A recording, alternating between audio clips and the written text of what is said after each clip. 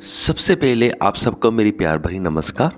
एक बार गौतम बुद्ध जी और उनके डिसाइपल्स बैठे होते हैं। एक बंदा आता है गौतम बुद्ध जी के पास और वो उनसे पूछता है कि सोल यानी कि आत्मा एग्जिस्ट करती है ना।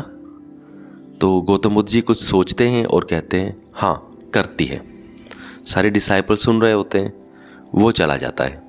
फिर कुछ टाइम बाद एक और बंदा आता है, वो गौतम बुद्ध जी से पूछता है कि आत्मा एग्जिस्ट नहीं करती है ना, मैं सही बोल रहा हूँ ना। गौतम बुद्ध जी कहते हैं हाँ। जो डिसाइपल्स होते हैं अब उनके दिमाग में कन्फ्यूज़न आने लगती है कि पहला बंदा आया, उसने पूछा आत्मा एग्जिस्ट करती है, तो गौतम बुद्ध जी कहते हैं हाँ। दूसरा बंदा आया, वो कहते हैं कि आत्मा एग्जिस्ट नहीं करती, गौतम बुद्ध जी कहते हैं हाँ। तो अब उनके दिमाग में कन्फ्यूज़न चलने लग गई है। अब आता है तीसरा बंदा। जब तीसरा बंदा आके पूछता है, वो कहता है कि गौतम बुद्ध जी आत्मा एग्जिस्ट करती भी है या नहीं करती, ये किसी को क्लियर नहीं है, ये सही बात है ना। तो गौतम बुद्ध जी कहते हैं हाँ। अब डिसाइपल्स के दिमाग में अब वो हो गया, अभी अब तो हद हो गई, अब तो पूछना ही पड़ेगा अभी ये चक्कर क्या है। तो जब वो चला गया तो वो गौतम बुद्ध जी से उनके डिसाइपल्स पूछते हैं कि आपने पहला बंदा आया तो उनको आपने बोल दिया कि आत्मा एग्जिस्ट करती है, दूसरा आ गया उसको बोल दिया कि आत्मा एग्जिस्ट नहीं करती, अब तीसरा आ गया, अब आप बोल रहे हो कि ये क्लियर ही नहीं है कि आत्मा एग्जिस्ट करती है या नहीं करती।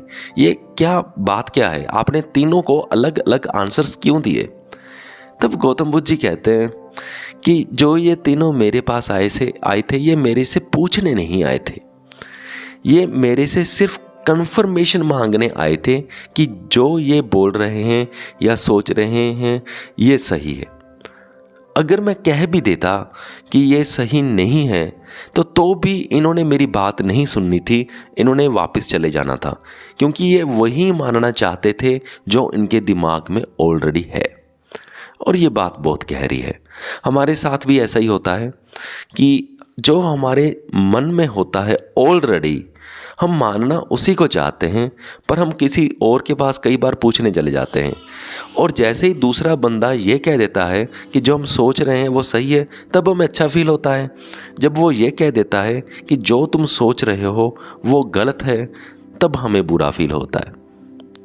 तो जो भी, अगर हम बिल्कुल खुले दिमाग से जाएं, यानी कि अगर हम इतने खुले दिमाग से जाते हैं किसी के पास और पूछते हैं, कोई एडवाइस लेने जाते हैं, कि चाहे वो कोई भी एडवाइस देगा तो हम सुन लेंगे, हम उसे एक्सेप्ट करेंगे, तब मज़ा कुछ और होता है। तब हम सही मायने में कुछ पूछने जा रहे हैं। नहीं तो नॉर्मली तो मोर देन 90% हम लोग सिर्फ कन्फर्मेशन के लिए जाते हैं और किसी काम के लिए नहीं जाते। गौतम बुद्ध जी ने उनको कुछ बताया नहीं, वो रीज़न सही यही था क्योंकि वो तीनों ओपन माइंड के साथ गौतम बुद्ध जी के साथ गए नहीं, ओपन माइंड के साथ उन्होंने ये सवाल पूछा नहीं, वो तो सिर्फ अपनी कन्फर्मेशन ही चाहते थे। इसलिए गौतम बुद्ध जी ने उनको जो आंसर दिया वो उनके ही अकॉर्डिंग दिया, जो वो सुनना चाहते थे वैसा ही दिया, वैसा नहीं दिया जो एक्चुअल में आंसर था। और एक्चुअल में आंसर वो ऑब्वियसली उन्हीं को देंगे जो उनको सुनना चाहेंगे। गलती यहाँ पे क्वेश्चनर्स की थी, जिन्होंने प्रश्न पूछा उन्होंने खुले दिमाग से पूछा ही नहीं।